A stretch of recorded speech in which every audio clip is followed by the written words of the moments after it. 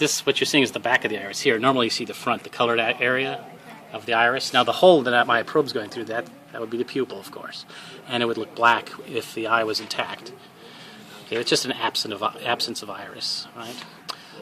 Just above it and around it, you see these ridges. These are the ciliary bodies. Okay. They have ciliary muscle in them, and they are attached to this suspensory ligaments, and that holds the lens in place and adjusts its flatness or roundness as needed. And it's more or less continuous into the choroid here. And after you get through the muscle and the ridges, you're in choroid, and that choroid proceeds all the way.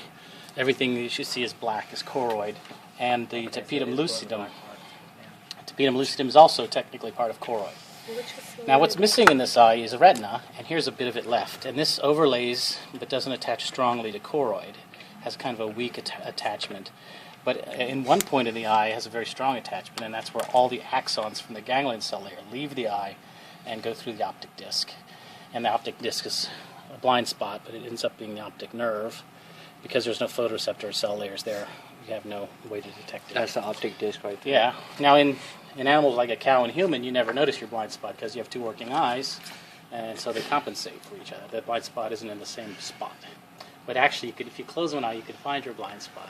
Let's take an object like that and move it from medial point of focus this way. And then right now, I can't see the tip of that probe anymore. It's gone.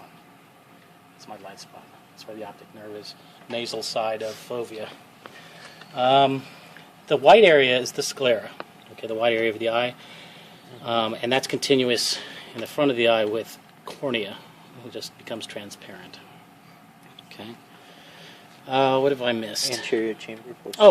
So the anterior chamber is this region between the cornea and where the lens would reside. The posterior chamber is right back here, right between this portion of the iris and the where the suspensory ligaments hold the lens in place. Okay. All right. So if you're looking at it that way, the pupil is the light stuff in the middle?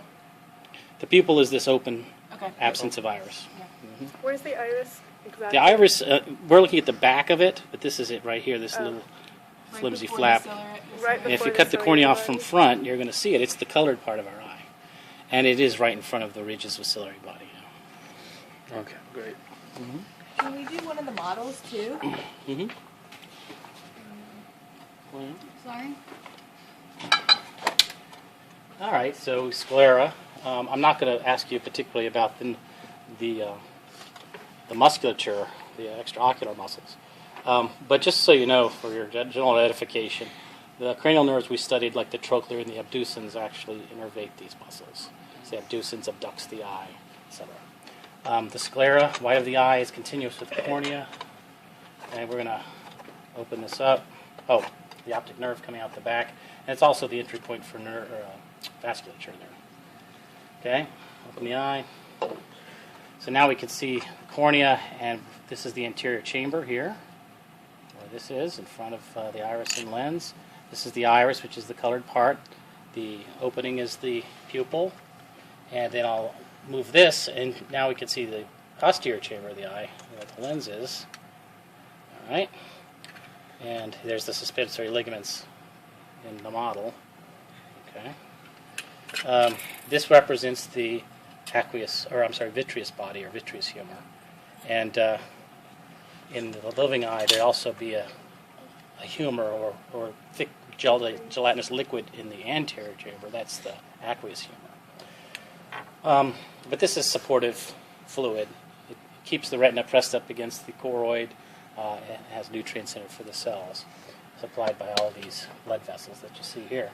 And now in this model, the choroid is shown in pink, and that's really because in a human eye, it reflects back orange-pink color because of the blood vessels. It isn't as darkly pigmented. I should say it is darkly pigmented, but when you see a reflect, it's because it's red because of the blood. What about the black right there?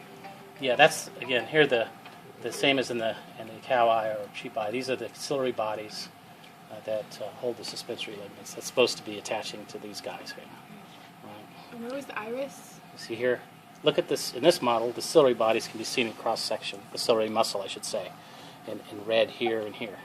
So the retina's not shown on that model? Well, It would be in between the gelatinous layer and the... maybe that's why it's pink. But this, I don't think this is good because obviously the blood vessels are not going to be in the way of the photoreceptors, so they'll be behind it. So I don't think this has a good retina on it. I wouldn't use it for a retina. I could. I guess if I just put a number there, that would be retina. Was that the posterior? Is this representing the posterior? Say again? Is that representing the posterior chamber? Okay. Where you have to have the posterior chamber is actually between here and the lens. So, but if you put a number on the pink part, would that not be the choroid? I wouldn't use it for choroid. I don't Or like this retina? model for it. Retina maybe. It's not clearly distinguished on this model. That's why I don't like it. Now the other, I think it's a little better. Let's look at the other model like she suggested.